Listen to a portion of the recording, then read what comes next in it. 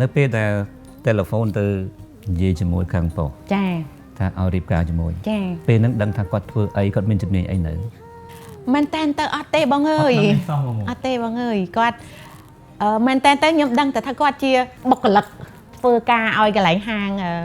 លក់គ្រឿងសំណង់លក់គ្រឿងភ្លើងចាគាត់ដឹកលំមកឲ្យគេអញ្ចឹងណាកម្មក៏ប៉ុណ្ណឹងហើយនឹងដឹងថាគាត់កំពុងរៀនមហាវិទ្យាល័យ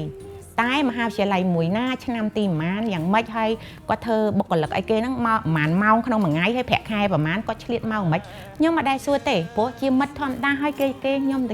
ត់ចាប់អារម្មណ៍ទេចុះឥឡូវនៅពេលដែលគាត់ព្រមព្រៀងទាំងរៀបការជាមួយភ័យអត់ពេលហ្នឹងព្រោះដោយសារយើងអត់ដឹងថាគាត់មានជំនាញអីផង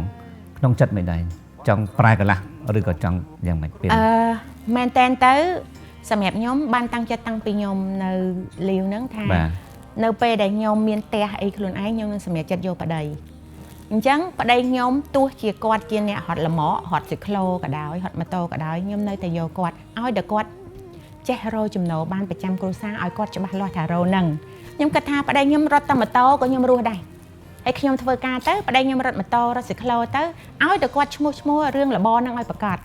សុភមង្គលឬយើងហៅមួយគ្នាទេខាងប្តីបានបន្តិចមកខាងប្រពន្ធបានបន្តិចទៅហើយយើងមានគំនិតជាមួយគ្នាទៅលុយសម្រាប់$10ហ្នឹងនឹងឡើងដល់100នឹងឡើងដល់1000ឲ្យតែយើងមានគំនិតជាមួយគ្នាហើយខ្ញុំខ្លួនឯងខ្ញុំគិតថាស្នេហាបកកើតតាមក្រោយ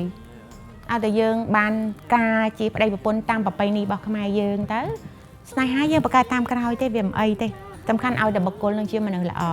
យើងគឺជាគូព្រេ